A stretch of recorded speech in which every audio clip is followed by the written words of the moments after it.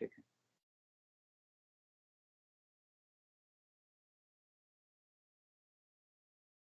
Okay. सो bundling में क्या होता है ना, बंडलिंग में दो चीजें आती हैं, बंडल्स इंपोर्ट करना और बंडल को एक्सपोर्ट करना। ठीक है। इंपोर्ट का मतलब होता है कि आप जो है, जो भी हमारी एक्सएमएल फाइल बनेगी, उस एक्सएमएल फाइल को आप यहाँ पे इंपोर्ट करा रहे हो, मतलब इस पर्टिकुलर इंस्टेंस पे आप डाल रहे हो। और अगर मैं बात करूं बंडल एक्सपोर्ट करने का, तो अगर किसी भी इंस्टेंस पे आपने कुछ भी बना रखा है, कोई भी एंटिटी अगर आपने डिफाइन कर रखी है, और इफ यू वांट कि आप उसको बंडल्स निकाल के और तब आप किसी और इंस्टेंस पे लेके जाओ, तो ये ना बड़ा इजी तरीका होता है ये सब चीजें करने का, क्योंकि इसमें क्या है, इसमें ना कभी भी मिसमैच होने के चांसेस नहीं रहते हैं। ठीक है। दूसरी चीज, जो मैनुअल एफर्ट्स हैं उसको वो सेव करता है। ठीक है, वो टाइम सेविंग है। तो इस इन सब चीजों के लिए हम बंडल्स यूज करते हैं। बंडलिंग में बेसिकली हमें करना क्या होता है, बंडल जब भी आप एक्सपोर्ट करोगे तो बंडल एक्सपोर्ट प्लस पे जाओगे। ठीक है। प्लस करने के बाद आपको बेसिकली यहाँ पे डालना होता है कि एक्सटर्नल रेफरेंस। अब इसमें आप कुछ भी नाम डाल सकते हो, जैसे लेट्स से कि मैं रिलीज के लिए कोई बंडल निकाल रहा हूँ, तो मैंने वो रिलीज डाल दी। ठीक है, रिलीज 77 पैच 01, ये सब मैंने डिटेल डिस्क्रिप्शन में डाल दिया। एक्सटर्नल रेफरेंस में मैंने उसका नाम रख दिया कि बंडल की नेमिंग कन्वेंशन क्या होगी मेरी, मैं किस नाम से उसको सेव करना चाहता हूँ, मतलब किस नाम से मैं उसको निकाल रहा हूँ सिस्टम से, वो करके उसके बाद फर्स्ट हम सीक्वेंस डिफाइन करते हैं, देन एमओ डिफाइन करते हैं। यहाँ पे अगर आप देखोगे तो यहाँ पे ना एमओ मिलता है आपको बंडलिंग में। तो जिस जिस एमओ पे, जिस जिस मेंटेनेंस ऑब्जेक्ट पे आपका बंडलिंग वाला ऑप्शन होगा, वो सारे ऑप्शंस आपको यहाँ दिख जाएंगे। तो बेसिकली आप adjustment type profile, algorithm type, application service, batch control, bill method और बिल सेगमेंट टाइप। ठीक है। बकेट कॉन्फ़िगरेशन हुआ, बीओ हुआ, बीएस हुआ, कैर टाइप हुआ, या फिर डेटा एरिया हुआ, डिस्प्ले आइकन हुआ, feature configuration, field, एफके reference, lookup, इन सब के आप क्या कर सकते हो, इनकी बंडलिंग कर सकते हो। इनके बंडल्स निकाल के आप किसी दूसरे इंस्टेंस पे उसको इंपोर्ट करा सकते हो। ठीक है। बस बंडलिंग में ना एक चीज ध्यान देनी है, वो ध्यान ये देनी है कि जो मैं लास्ट टाइम भी मैंने आपको बोला था, कंपोनेंट्स हमारे दो तरह के होते हैं, एक डिपेंडेंट एक इनडिपेंडेंट। तो सबसे पहले हम जो इंडिपेंडेंट कंपोनेंट्स हैं, हम पहले उनकी बंडलिंग करेंगे, बाद में हम डिपेंडेंट कंपोनेंट्स की बंडलिंग करेंगे। ठीक है। फॉर एग्जांपल, अगर लेट्स से कि मेरे को किसी भी एल्गोरिदम के बंडल निकालने हैं, तो for that particular algorithm first I have to define the algorithm type. So basically what I will do, I will take algorithm type with sequence 1 and then I will take algorithm। ठीक है। तो हमें इसी तरह चीजें करनी होती हैं कि जो पहले इंडिपेंडेंट कंपोनेंट्स हैं पहले उनको निकालें, देन हम डिपेंडेंट कंपोनेंट्स पे जाएं। ठीक है। तो लेट्स से कि मेरे को कोई एक एल्गोरिदम ओपन कर लेते हैं।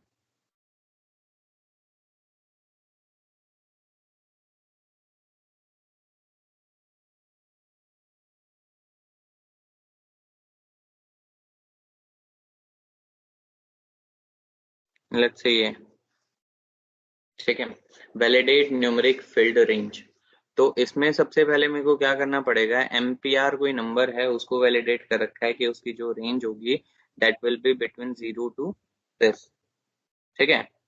तो इस केस में हम क्या करते हैं, इस केस में हम ये करते हैं कि जो भी पहले हमारी जो एल्गोरिदम टाइप बनी हुई है, अब इसमें जो एल्गोरिदम टाइप है वो जावा में लिखा गया है प्रोग्राम, और ये वो पर्टिकुलर प्रोग्राम है। तो जब भी हम करेंगे तो बेसिकली हम क्या करेंगे, सबसे पहले हम एल्गोरिदम टाइप को सेलेक्ट करेंगे और इसकी एल्गोरिदम टाइप की बंडलिंग करेंगे, फिर हम आएंगे एल्गोरिदम पे। तो इसको निकालने का तरीका जो है वो ये रहेगा कि आप यहाँ से एडमिन मेन्यू से then B and bundle export. ठीक है। बंडल एक्सपोर्ट में आप यहाँ पे सॉरी, फर्स्ट सीक्वेंस में मैं डाल दूंगा कि मेरे को एल्गोरिदम टाइप निकालना है, और ये मेरी वो की है। सेकंड में, अच्छा इन की का हम कोई यहाँ पे यूज करते नहीं कि 3 2 4 5, ये सब हम यूज नहीं करते हैं। ठीक है।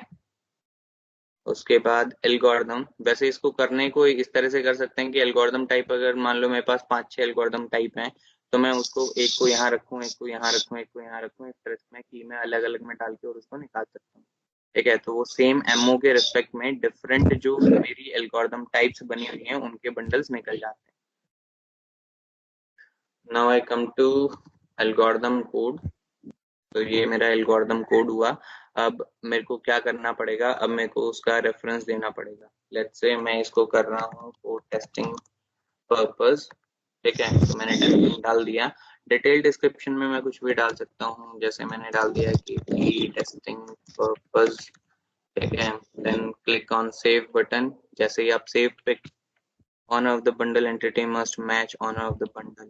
The bundle contain an entity that is different from the owner. Okay. इसका जो एल्गोरिदम टाइप है आई थिंक वो बेस का होगा, फ्रेमवर्क का, इसलिए मैं इसको नहीं निकाल सकता। तो मतलब ये प्रोसेस रहेगा। अब लेट्स से मेरे को इसका सिर्फ एल्गोरिदम का बंडल निकालना है, तो मैं इसको सेव करूंगा। सेव करने के बाद मैं क्या करूंगा कि इसके बंडल्स पे मैं क्लिक करूंगा। ठीक है। तो बंडल पे जैसे ही मैं क्लिक करूंगा, तो बंडल का जो भी एक्सएमएल पूरा है वो मेरे को दिख जाएगा। मैं इस वाले फील्ड पे बंडल डिटेल्स पे क्लिक करके कंट्रोल ओल कॉपी, एंड देन मैं क्या करूंगा, इसको नोटपैड प्लस प्लस में या कहीं पे भी नोटपैड पे मैं इसको सेव कर लूंगा। ठीक है।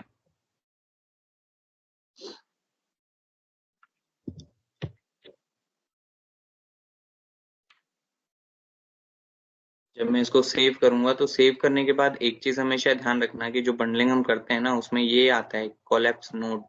तो बेसिकली हमें क्या करना पड़ता है, इस कोलैप्स नोड को रिमूव करना है। तो कंट्रोल सी, देन फिर मैं इसको रिप्लेस करूंगा विद वैल्यू नल, कुछ नहीं डालूंगा, रिप्लेस ऑल। तो ये मेरा रिप्लेस हो गया। तो ये चीज मुझे जरूर करनी होती है, क्योंकि अगर मैं विद कोलैप्स नोड्स अगर जाता हूँ तो मेरे बंडल कभी भी इंपोर्ट नहीं होंगे। ठीक है। क्लियर। अब अगर मान लो मेरे को सेम बंडल जो मैंने निकाला है, मैं इसको सेव कर लेता हूँ। सेव करने के बाद, सेव जो है टीएक्सटी फॉर्मेट में कर लो।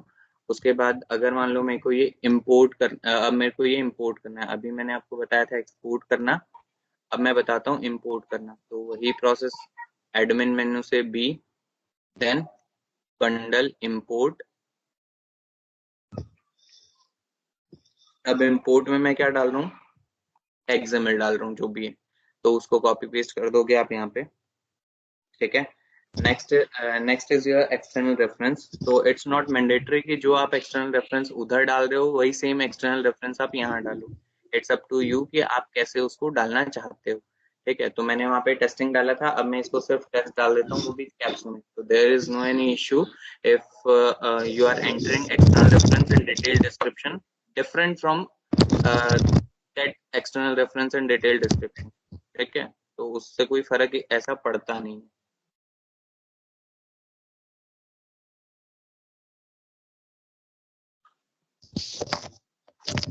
Now next is save. ठीक है। अब सेव करने के बाद मेरे पास ये ऑप्शंस आते हैं, either I want to edit XML, I want to edit. Edit का मतलब है कि इन केस आपके मोर देन वन अगर एमओ होते हैं तो यू कैन डिलीट, और you can delete some MO, जैसे कि इसमें दिख रहा है। तो ये सीक्वेंस 2 पे आपको दिख रहा है एल्गोरिदम। और ये लेट्स से आपके पास और भी ज्यादा होते, आप चाहते हो कि आप उस पूरे बंडल में से सिर्फ कुछ ही कंपोनेंट्स को ऐड करो, बाकियों को ना करो, तो you can remove from here. यहाँ से माइनस करके आप उसको रिमूव कर सकते हैं। Then you can click on save button. जैसे ही आप सेव करोगे तो यहाँ पे वापस आ जाओगे। Then you have to click on apply. ठीक है। अप्लाई आप कर दोगे। इन केस अगर मान लो आपको लगता है कि मेरा जो एक्सएमएल मैंने डाला है वो गलत है, तो you can use this edit XML button to edit that particular XML. ठीक है। और अप्लाई कर दोगे। अप्लाई करने के बाद ये बंडल जो है आपका इम्पोर्ट हो जाएगा। ठीक है। क्लियर। समझ आया।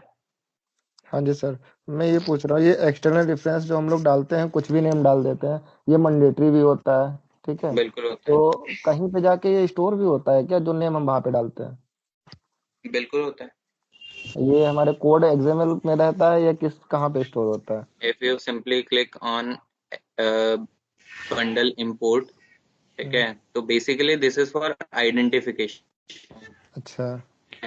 लेट्स से अच्छा, कि नेक्स्ट टाइम मैंने कभी। कोई अगर एल्गोरिदम का डाला होगा बंडल, हाँ। तो वो एल्गोरिदम के जो जो बंडल्स होंगे वो मेरे को दिख जाएंगे यहाँ पे। ये देखो, अच्छा, ये सारे बंडल अप्लाई हुए हैं। ये डिस्क्रिप्शन जो हमने वहां तो डाला हुआ फ्रॉम होगा। हियर यू कैन चेक कि कितने बंडल्स जो हैं अप्लाई हुए हैं और किस डेट में हुए हैं, किस यूजर ने उसको करे, ठीक है। अच्छा अच्छा, यहाँ दिस पर इज वो ब्रॉडकास्ट फाइल होगा। बटन, ठीक है। जब इसको ब्रॉडकास्ट करोगे तो यहाँ से तुम्हें ये पता चल जाएगा कि ये क्या था, ठीक है। इस पे चले जाओ। हम्म। इसी तरह बंडल पोर्ट में होता है, इसी तरह इम्पोर्ट क्लियर है। हम्म। कुछ और क्वेरी है बंडल इंपोर्ट या एक्सपोर्ट में? देखो चीजें, बंडल संजय, एक्सपोर्ट इंपोर्ट दिखता बहुत छोटा सा टॉपिक है। हाँ मैं कह जी। रहा था कि अगर कोई बंडल मान लो हमने डिप्लॉय कर दिया, उसके बाद अगर हम उसको डिलीट करना चाहें तो ऐसा कुछ कर सकते हैं हम? नो, दैट्स नॉट, यह हो सकता है, नहीं नहीं हो सकता भाई ना। ओवरराइड कर सकता हूँ सी, मैं सेम एक्सटर्नल आईडी हाँ डाल? हाँ हाँ, बिल्कुल बिल्कुल कर सकते हो। ओवरराइड इज मतलब अलाउड, लेकिन अगर तुम चाहते हो कि तुमने कोई बंडल बनाया और उसके बाद तुम उसको डिलीट करो तो वो नहीं हो सकता, ओके। ठीक है। तो उस उसके लिए केस तुम्हें में क्या तो करना पड़ेगा, उस केस में तुम्हें एक एक एंटिटी पे जाके, जिस भी एंटिटी के लिए, जिस भी एमओ के लिए तुमने वो बंडल बनाया है, उस हम्म एंटिटी पे, जैसे लेट्स से कि मैंने ये एल्गोरिदम बनाई है, ठीक है। हम्म तो for deletion I have to go on this particular entity and I have to delete this entity, ठीक है। Okay okay. तभी मैं मतलब ये कर सकता हूँ कि हाँ मैंने बंडल को डिलीट कर दिया। अदरवाइज बंडल जो है तुम खुद से, ऐसा कोई ऑप्शन नहीं है कि डायरेक्ट तुम बंडल को सेलेक्ट करो और तुम उसको डिलीट कर दो। ठीक है, समझ गया। मतलब टारगेटेड एंटिटी को पहले मुझे डिलीट करना पड़ेगा, तो मैं समझूंगा राइट बंडल राइट अपने आप डिलीट हो राइट, गया। हाँ मतलब indirectly you can say that you have deleted that particular bundle, ठीक है, ठीक। ठीक है। लेकिन सीसीबी एप्लीकेशन आपको डायरेक्ट ऐसा कोई ऑप्शन अलाउ नहीं करता।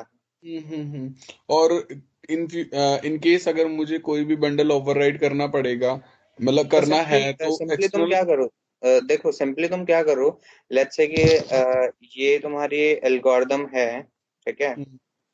ये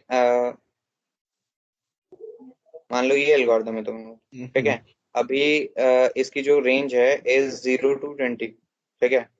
but in case you want to change this particular range, ठीक है, और अगर मान लो ये रेंज हो जाती है 0 to 200, ठीक है। तो इन दैट केस तुम क्या करोगे, बंडल्स निकालोगे इस पर्टिकुलर एल्गोरिदम के, ठीक है। और बंडल निकाल के जहां तुम्हें इंपोर्ट करना है सेम प्रोसेस से तुम इंपोर्ट करोगे, और इंपोर्ट फंक्शनैलिटी क्या करेगी, इंपोर्ट फंक्शनैलिटी तुम्हारी जो एग्जिस्टिंग वैल्यूज हैं उनको ओवरराइड कर देगी, ठीक है। तो बेसिकली बंडलिंग जब होती है, जब बंडल तुम इंपोर्ट करते हो, तो दो चीजें होती हैं, first is your insert, another one is your override और अपडेट, ठीक है। in ठीक है, case अगर entity already exists in system, that it will only update, ठीक है। ठीक है, और in case entity not available, then it will insert, ठीक है। clear। इसका मतलब संजय, जो एक्सटर्नल रेफरेंस आईडी हम लोग डाल रहे हैं उसकी रिलेवेंसी नहीं है, मतलब मैं अगली बार जब ओवरराइड करने जा रहा हूँ तो उसको डिफरेंट नेम से भी डालूंगा तो वो अपडेट कर देगा एंटिटी? बिल्कुल बिल्कुल। ठीक है भाई, देखो ठीक है, ये पूछना बेसिकली मैंने तुम्हें क्या बताया, मैंने तुम्हें बताया कि external reference is nothing but your naming convention, ठीक है। था। कि ओके।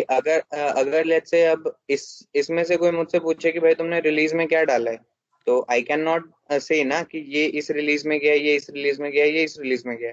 लेकिन हम्म। अगर मैं उसका नेमिंग कन्वेंशन अपने उस हिसाब से रखूं जिस हिसाब से मैंने उसको अप्लाई करा है, ठीक है। फॉर एग्जाम्पल हम एक बार प्लॉट पे देखते हैं ये चीज।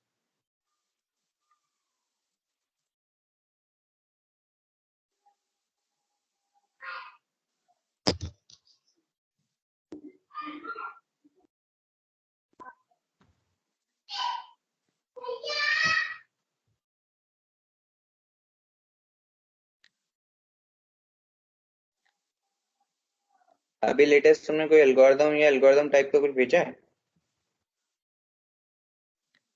इससे प्रीवियस मंथ वाले में भेजा था, बीआर वाले में ना, उसमें हम्म। भेजा था।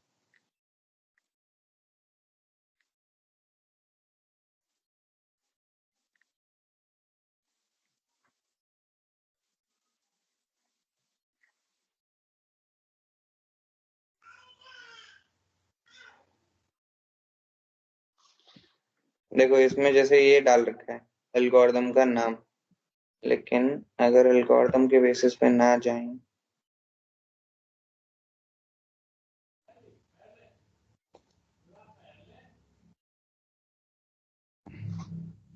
ठीक है, जैसे ये है release 77 patch 01, release 68 patch 08, release 51 patch 05।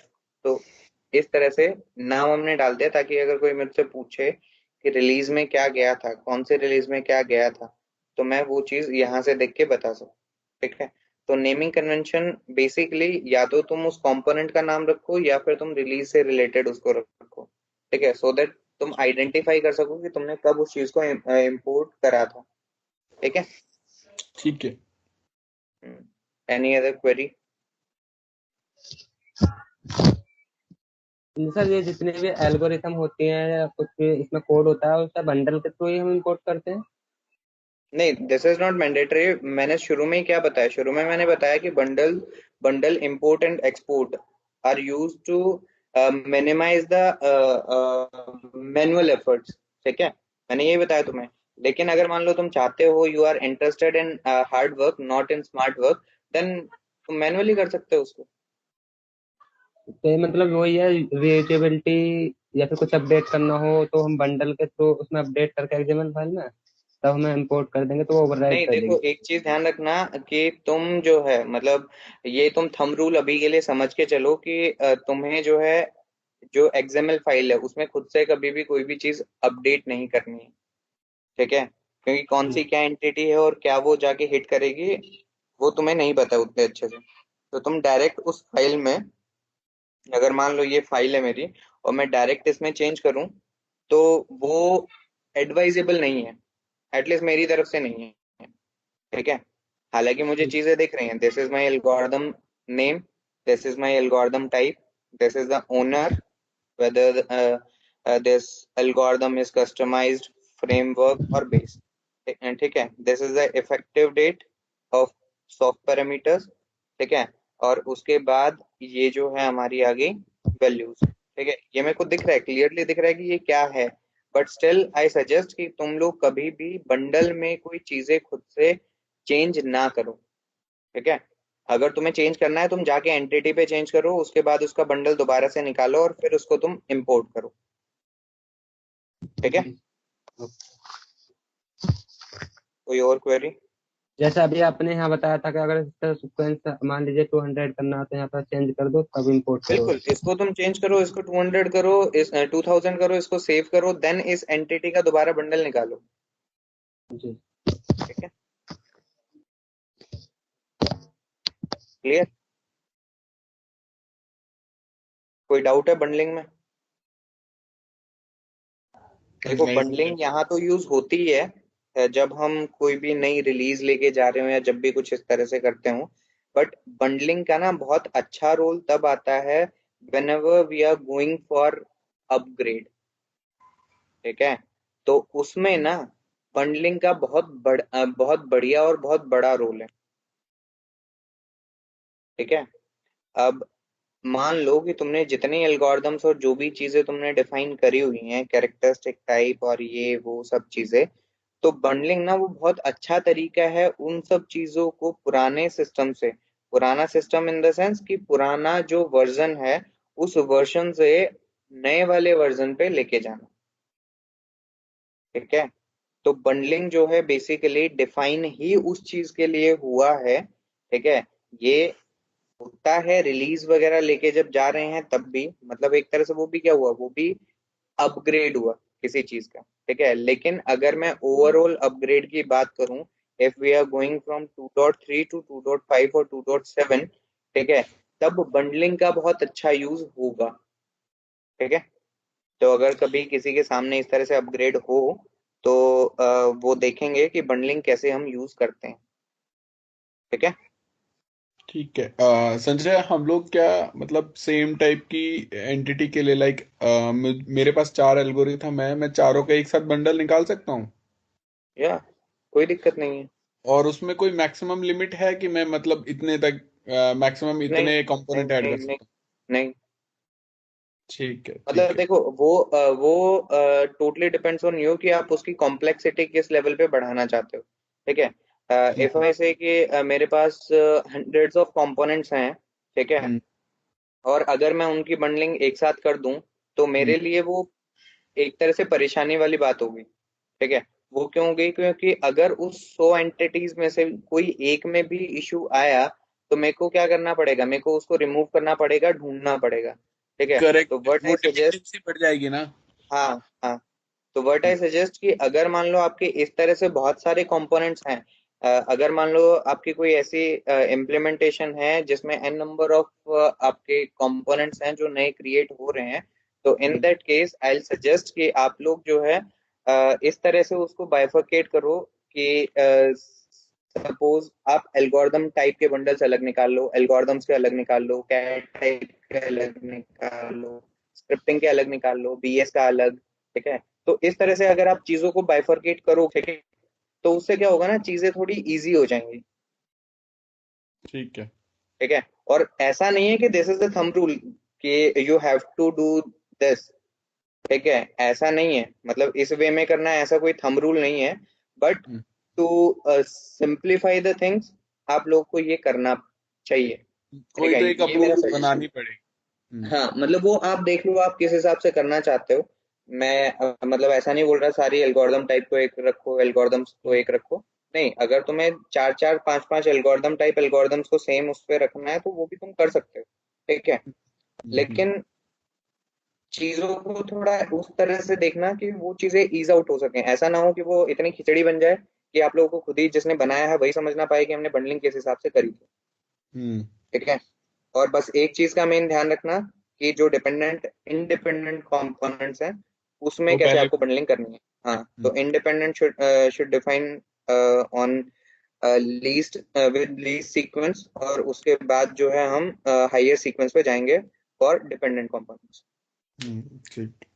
ठीक है। कुछ और बंडलिंग में?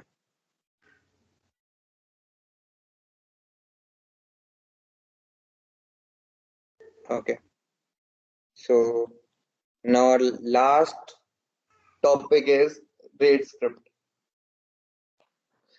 संजय, कोई ऐसी चीज हो जो इम्पोर्टेंट है और उसके बंडल ना निकाल पाए, मतलब हम लोग कॉन्फ़िगर ही करना पड़ेगा हमें? Case type. ठीक है। ठीक है। F hmm. A type, F A type profile, और S A I type, think rate component rates में भी शायद नहीं हो पाता ना। Rates, obviously rates. तो ये तो वो है ना, खाली कंपोनेंट ही तो निकलता है, कॉन्फ़िगर तो खुद से ही करने पड़ेंगे। क्या मतलब? मतलब कि ये है कि जैसे मानो कोई केस बना या फिर एफए वगैरह कुछ भी होता है जिसमें बहुत सारी एल्गोरिदम वगैरह यूज होती है, तो वो जितनी छोटी छोटी चीज़ें वो बस निकाल के हम एक जगह रख लेते हैं ना, कॉन्फ़िगर तो खुद ही करना पड़ता है। कहना क्या चाहते हो भैया? अरे मैं ये कहना चाहता हूँ, जैसे केस है, केस के बंडल तो निकलेगा नहीं, मतलब कि ऐसा तो है नहीं कि पूरे बंडल निकाले और पूरा केस खुद से कॉन्फ़िगर हो गया। जो उसके नहीं, अंदर पर एल्गोरिदम लगी है छोटी छोटी चीज़ें दून वो सब। नहीं, दून इस चीज को ऐसे समझ लेना। हमारा अगर किसी बीपीए है या कोई भी स्क्रिप्ट है, मैं उसका बंडल निकालो तो उसके डाटा एरिया में जितनी भी चीजें हैं वो सब उसके साथ आएंगी, ठीक है। अगर इंडिपेंडेंटली उनका बनाना है तो हम पहले बना लेंगे, तो वो सब चीजें उसमें ऐड ऑन हो जाती है ना।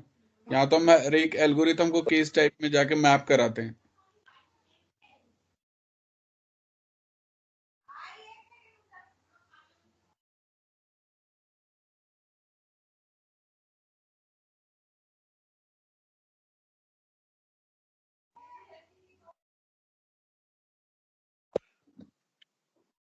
क्लियर हुआ मैं? तो या बताऊं दोबारा? नहीं, वैसे तो क्लियर हो गया था, मैं कुछ और पूछ रहा था। तो आंसर मिला नहीं मिला? हाँ हाँ। ओके, ठीक है, तो आगे बढ़े। ठीक है संजय, बड़े।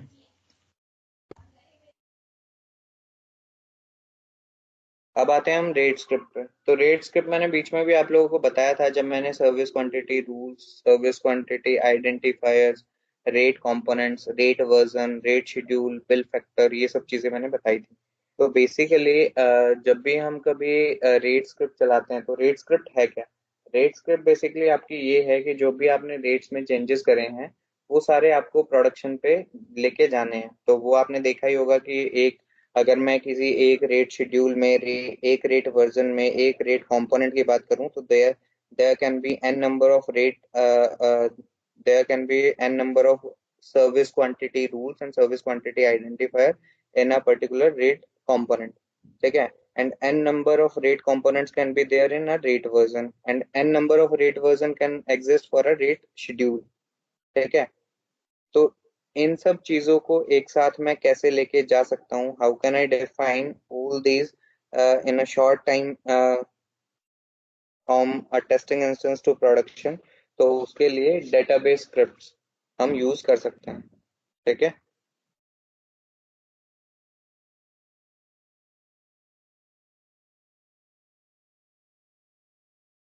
संजय, कभी हमसे ये पूछा जाए, मतलब कुछ भी जानने के लिए, कि रेट्स में जो सबसे स्मॉलर एंटिटी है वो क्या है? रेट कंपोनेंट और एसक्यूआई?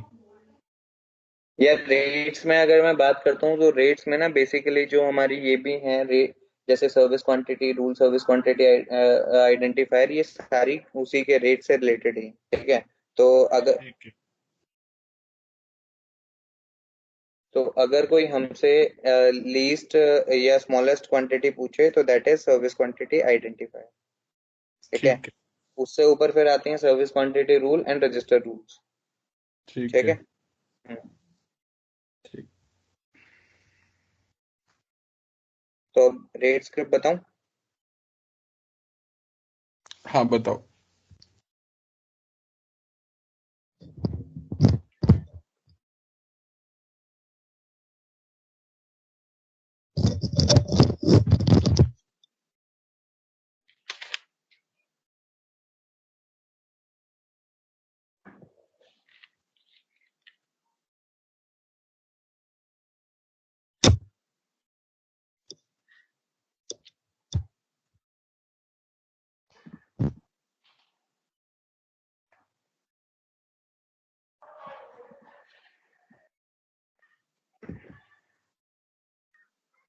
कहाँ रखे हैं यार रेट स्क्रिप्ट?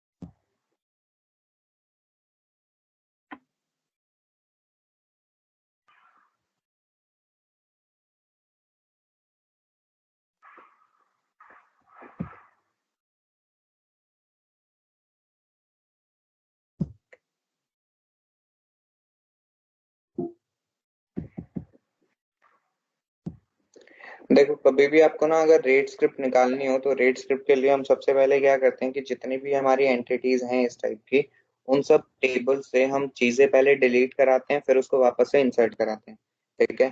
तो जब भी कभी रेट स्क्रिप्ट बनानी हो, तो उसके लिए सिंपली क्या कर सकते हो, उसके लिए आप जो है एमओ में जाके, जैसे मैंने पहले भी आपको बताया है, एमओ में जाके आप टेबल्स देख लो कौन कौन सी हैं, ठीक है? जैसे मेरे को जैसे सर्विस क्वांटिटी निकालनी है, ठीक है?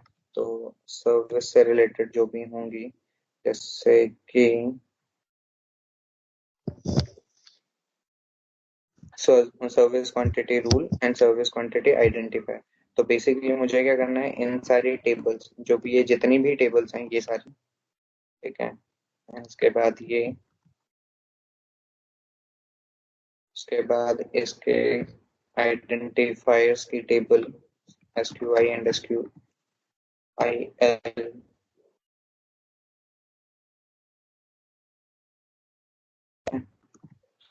देन मेरे को जाना है बिल फैक्टर्स में, तो यहाँ से मैं बिल फैक्टर देखूंगा,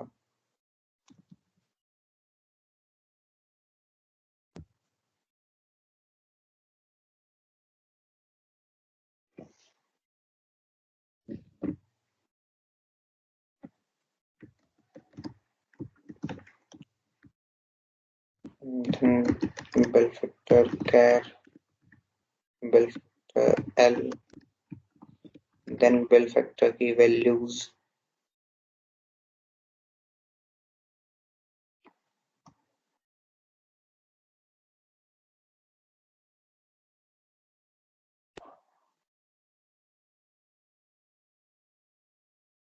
आई थिंक बिल फैक्टर में बिल फैक्टर की वैल्यूज आती हैं बीएफ में, सीआई बीएफ में। उसके बाद फिर हमारे आ जाते हैं रेट कंपोनेंट, रेट सीक्वेंस और रेट शेड्यूल। तो ये जितनी भी टेबल्स हैं, इन सारी टेबल्स से सबसे पहले मेरे को डिलीट स्टेटमेंट चलानी पड़ती है, सिंपल डिलीट फ्रॉम दिस। ठीक है। उसके बाद फिर मेरे को क्या करना पड़ता है, जब मैं इन सारी टेबल से डाटा डिलीट करा देता हूँ, फिर मेरे को इन सारी टेबल्स का ही इंसर्ट निकालना पड़ता है। लेट्स से कि मैंने एक जो हमारा पीवीवीएनएल है उस पे अगर मैंने चेंजेस कर दिए हैं, सारे रेट्स मैंने अप्लाई कर दिए हैं as per my new tariff, तो मैं क्या करूँगा, एक सेलेक्ट क्वेरी लगाऊंगा, सेलेक्ट स्टार फ्रॉम जो भी टेबल है वो C A S Q rule. तो ये जो C A S Q rule table है, इसका मैं सिंपली क्या करूंगा, यहाँ से एक्सपोर्ट निकालूंगा। एक्सपोर्ट में टेबल का नाम दूंगा, जो भी मेरा टेबल का नाम था, सी आई एस क्यू रूल। ठीक है। इसको आप जैसे आप सेव करना चाहो, मैं क्लिपबोर्ड पे सेव करता हूँ। ठीक है। इंसर्ट स्टेटमेंट निकाल रहा हूँ, नेक्स्ट, देन फिनिश। ठीक है। ये इसका, इसने निकाल दिया एक्सपोर्ट। अब मैं सीधा इसको जाके कर दूंगा सेव। ठीक है। ये इसी तरह मेरे को हर एक टेबल का, कहाँ गया इसका रैप टेक्स्ट, इसी तरह मेरे को क्या करना होता है, मेरे को हर एक टेबल का इंसर्ट निकालना पड़ता है। ठीक है। जितनी भी टेबल्स हैं मेरी टोटल, चाहे वो ये रेट कंपोनेंट्स की हो, रेट शेड्यूल की हो, रेट वर्जन की हो, या आपकी सर्विस क्वांटिटी आइडेंटिफायर की हो, सर्विस क्वांटिटी रूल की हो, या बिल फैक्टर की हो, सब के सब की जितनी भी टेबल्स हैं उन सब का एक्सपोर्ट निकालना होता है। पेस्ट कर लो एक जगह पे, और उसके बाद उसको जब हम एक साथ एग्जीक्यूट कराते हैं तो that particular SQL file is nothing but your rate script. समझ आ गया? सर इसमें तो जितने भी ओल्ड वाले हैं सभी फिर डिलीट हो जाएंगे उस हिसाब से, अगर हम डिलीट बिल्कुल। कराएंगे तो। बेसिकली हम करते यही है ना, ऊपर जब भी रेट स्क्रिप्ट आप देखोगे तो ऊपर में हमेशा होता है आपका देखो ये इस तरह से चलती हैं। पहले सबका डिलीट चलेगा तो सारी टेबल्स जितनी भी रेट से रिलेटेड होंगी वो सब डिलीट हो जाएगा। ठीक है। चाहे वो पुराना डाटा हो, नया डाटा हो, कुछ भी हो। जी सर। ठीक है। उसके बाद क्या होगा, फिर आप उस पर्टिकुलर पूरी रेट स्क्रिप्ट जब आप डिलीट करा दोगे, सब रेट्स जो है डिलीट करा दिए, उसके बाद आप हर एक टेबल का, आर एस का, R S L, R V, R V L, R S सब रेट, वो रेट शेड्यूल, उसके बाद R S S Q rule, R C, R C L, R C char, R C G L distribution, X cross reference, C R T. ठीक है। Criteria, criteria group L, bill messages, meter configuration, register rule, S Q I L, यानी कि language table, service quantity rule, service quantity की language table. इसमें bill factor नहीं है क्योंकि नए बिल फैक्टर नहीं बने थे, बट इन केस अगर आपके नए बिल फैक्टर्स बनते हैं तो आपको बिल फैक्टर्स भी इंक्लूड करने पड़ते हैं। क्लियर है? और इस क्लियर है तरह से सर। आपकी रेट स्क्रिप्ट बन जाती है। ये और पूरा सर रेट इंसर्ट। इम्प्लीमेंट करने में तो इसमें बहुत टाइम कंज्यूमिंग है, क्योंकि सबका इंसर्ट निकालना पड़ेगा पहले, जितनी भी बिल्कुल। टेबल है। रेट स्क्रिप्ट निकालने के लिए कम से कम मान के चलो कि आपको 1.5 2 घंटे चाहिए। ठीक है। क्योंकि कुछ टेबल्स इतनी हैवी टेबल्स हैं, जैसे मैं सीआरटी टेबल की बात करूं, R C C R T, जिसमें क्राइटेरिया और क्राइटेरिया ग्रुप वाली जो टेबल हैं वो बहुत ही ज्यादा हैवी टेबल्स हैं। ठीक है। ठीक है। हम्म, तो हेलो जब भी, संजय। संजय ये कह रहा था, अगर मैं एक भी अगर सिर्फ एक चेंजेस करता हूँ, जैसे किसी रेट आरसी को मैं अगर डुप्लीकेट मारता हूँ और फिर अगर उसे हमें अगर पॉपुलेट कराना हो तो भी हमें यही प्रोसेस फॉलो करना है? यार it totally depends on your intelligence. ठीक है, हाँ whether you ठीक are है, able to मतलब मैं वही कह identify रहा हूँ the, कि हाँ पॉसिबिलिटी तो है ना। ऐसा तो नहीं है कि भाई सारा हम तो इंसर्ट ही डाल रहे हैं, तो अगर वो नया डेटा है तो हम इंसर्ट उसका उसमें डाल सकते हैं सिर्फ उतने का भी, है ना। बिल्कुल, मैं वही कह रहा हूँ ना, it's totally depend on your intelligence whether you are able to identify all the tables and that particular rate component, अगर हो हम्म तुम उतना कर सकते हो, अगर नहीं हो तो फिर तुम्हें पूरी चलानी पड़ेगी। ठीक मैं है, अगर उसमें डेटा में मैं अगर उसमें पता है। हाँ, मैं उसमें इसलिए नहीं जा रहा हूँ क्योंकि अगर मैं उस लेवल पे बताने लगा तो भाई कंफ्यूजन ज्यादा हो जाएगा। ठीक है, तो जो रेट स्क्रिप्ट निकालने का जो प्रॉपर तरीका है वो आई हैव एक्सप्लेन्ड। ठीक है। हाँ हाँ हाँ, ठीक है ठीक है। अच्छा, एक चीज और, मैंने ना अभी जो लास्ट टैरिफ गया था, ठीक है, तो उसमें मैंने सब लोगों से मैंने एसक्यूएल डेटाबेस लेवल पे मैंने अपडेट चलवाया था। जो रेट्स जो अपडेट कराए थे मैंने, याद हो तो सबको। ठीक है, उस टाइम पे शोभित था, हाँ राकेश था। ठीक है, तो मैंने एसक्यूएल डेटाबेस लेवल पे मैंने तुमसे अपडेट स्टेटमेंट चलवाई थी रेट्स को अपडेट करने के लिए। लेकिन मैं ये कभी भी तुम लोगों को सजेस्ट नहीं करूंगा कि ये चीज तुम खुद से करना। जब तक एक्सपर्टीज ना आ जाए उसमें तब तक ये चीज खुद से मत करना, वरना इतना होच पोच होगा, इतनी खिचड़ी बनेगी कि वो नहीं हो पाएंगी चीजें। ठीक है। ठीक है संजय। ठीक है। अच्छा, तो this is all about rate script and bundling. अब अगर किसी को लगता है कि कोई टॉपिक रह गया है या किसी एक पर्टिकुलर टॉपिक के बारे में किसी को पढ़ना है, जानना है, तो मेरे को बता दो, मैं वो एक्सप्लेन कर देता हूँ। ठीक है। सर एक चीज बता दीजिए सर, आपने स्क्रिप्ट बताया तो ये बीपीए स्क्रिप्ट हम यूज करते हैं, तो टोटली हम मतलब कैसे कोई नई बीपीए स्क्रिप्ट इंप्लीमेंट कर सकते हैं इसमें सीसीबी में, उसका कुछ प्रोसेस बता दीजिए सर। कैसे कर सकते हैं? जैसे अभी हम करते हैं ना, ऐसे का स्टेटस चेंज कर देते हैं, तो हम्म। ऐसे ही मान लीजिए हम कल को बीपीए स्क्रिप्ट बनाने लगे हैं कि हमें मीटर का स्टेटस चेंज करना है या एसपी का स्टेटस चेंज करना है, हम्म। तो उसके लिए बीपीए बनानी है हमें, तो उसके लिए क्या मतलब कैसे कैसे करेंगे उसको इम्प्लीमेंट, तो उस चीज को बता दीजिए सर टोटली। यार उसके तरीके वो होते हैं। कोई भी एक बता दीजिए जो इजी सा होता है। You want to use Java और नोट, पहले तो ये बताओ मेरे को। सर एसक्यूएल ही यूज करूंगा मैं, अगर यहाँ पे यूज कर रहा हूँ तो। नहीं मतलब ऐसा नहीं है ना कि तुम इस स्क्रिप्टिंग में तुम जावा यूज नहीं कर सकते हो, ऐसा नहीं है ना कहीं पे। अच्छा, इसमें अ- जावा भी यूज कर सकते हैं हम? अगर मान लो कि मैं तुम्हें ऐसे वाला ही बताता हूँ। ठीक है,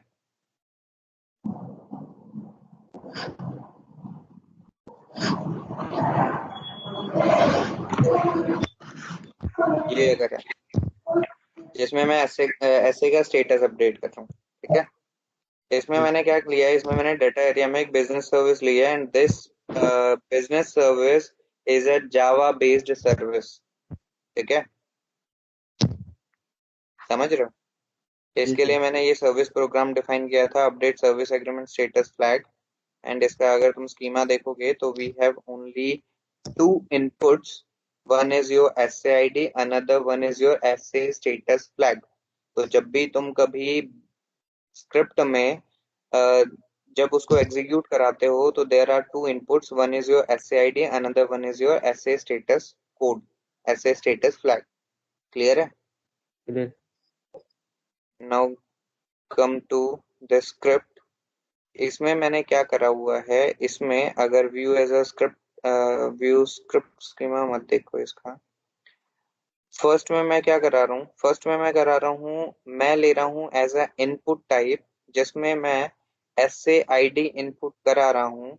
and this particular S A I D I am moving in data area. Data area में कौन सा डेटा एरिया? ये पर्टिकुलर बिजनेस सर्विस। तो इस बिजनेस सर्विस की जो एस ए आई डी जो फील्ड है, जो स्कीमा में मैंने डिफाइन करा है, ठीक है, तो जो भी तुम इनपुट डालोगे that is moving in this SAID tag of this business service. ठीक है। ओके सर, ये स्लैश क्या डिफाइन कर रहा है? स्लैश कौन सा? ये स्लैश जी सर। देखो, जब भी तुम कभी स्क्रिप्ट में कोई डेटा एरिया अगर एंटर कराते हो तो on that particular data area type and schema type script का ना स्कीमा जनरेट होता है। तो if you open this schema और इसमें तुम्हें क्या कराना है, इस SAID में पास कराना है, तो ये आ गया खुद से ही। इस पाथ पे तुम मूव करा रहे हो। ठीक है। Next is your input for SA status. ठीक है। तो जो SA स्टेटस फ्लैग था, ठीक है, जो यहाँ पे तुम्हारा इसमें जो भी यहाँ पे जो SA स्टेटस फ्लैग है उसको मूव करा रहे हो इसमें।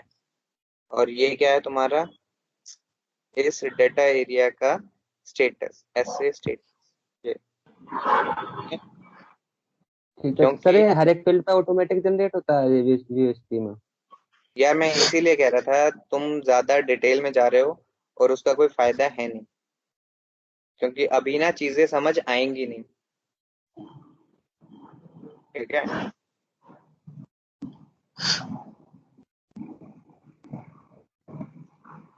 इसमें अगर तुम जाओगे और इसका स्कीमा अगर देखोगे, ठीक है, तो स्कीमा में क्या मैप करा रखा है तुमने? SAID को मैप करा है SAID से, एंड SA स्टेटस को मैप करा है SA स्टेटस फ्लैग से। ठीक है। ओके। तो तुम वही तो कर रहे हो इधर। इधर तुम स्टेटस में ही मूव करा रहे हो। और ऐसे स्टेटस, ये जो टैग है, ये जो फील्ड है, ये जो एलिमेंट है ऑफ BS, इसको तुमने किससे मैप करा रखा है? ऐसे स्टेटस फ्लैग से। तो ये जो भी वैल्यू होगी वो ऐसे स्टेटस फ्लैग में चली जाएगी। उसके बाद जब तुमने वैल्यूज को मूव करा दिया, जब BS को पूरा अपना इनपुट मिल गया, then you are invoking a business service for update purpose. ठीक है। तो तुमने क्या करा, इन्वोक करा दिया BS को, इस पर्टिकुलर बिजनेस सर्विस को तुमने इन्वोक करा दिया। अगर वो सक्सेसफुल होगा तो वो तुम्हें सक्सेसफुल दे देगा, अगर नहीं होगा तो तुम्हें नहीं देगा। उसके बाद तुमने इसको टर्मिनेट करा रखा है फिर स्टेटस पे, कि जैसे ही वो यहाँ पे फोर्थ पे आए उसके बाद टर्मिनेट हो जाए। जी ठीक सर। है। तो ये थोड़ा मोटा मोटा है, बाकी अगर तुम्हें डिटेल में पढ़ना है तो in detail you can take script tips from here, view a list of edit data steps and view valid schema attributes and reserve nodes, if you are interested. तो तुम यहाँ से कर सकते हो, चीजें देख सकते हो। ठीक है। ठीक है। बाकी और ज्यादा डिटेल में भाई मैं नहीं जाऊंगा, क्योंकि अगर मैं डिटेल में गया तो फिर वो एक तो ऑफ ट्रैक हो जाएंगे हम। ठीक है। दूसरी चीज ये है, ऑफ ट्रैक होने के साथ साथ तुम लोगों को वो चीजें समझ भी नहीं आएंगी अभी इस लेवल पे। ठीक है। तो पहले अलग अलग एंटिटीज को पढ़ो, जो डेटा एरिया का टाइप है, पहले इनको पढ़ो। BO के बारे में पढ़ो, BS के बारे में पढ़ो, उसके बाद UI का तो इतना जरूरी नहीं है, पहले ये दो चीजें क्लियर करो, BO और BS। उसके बाद जब तुम इधर आगे पढ़ोगे तो तुम्हें चीजें अपने आप समझ में आने लगेगी। ठीक है। कोई और क्वेश्चन?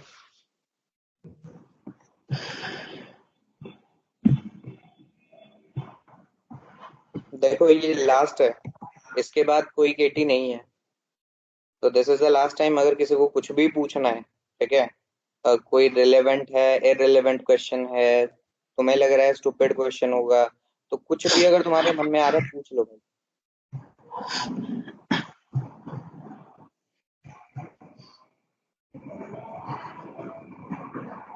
रिकॉर्डिंग बंद कर दूं अब? टॉपिक्स तो बता ही चुका हूँ मैं।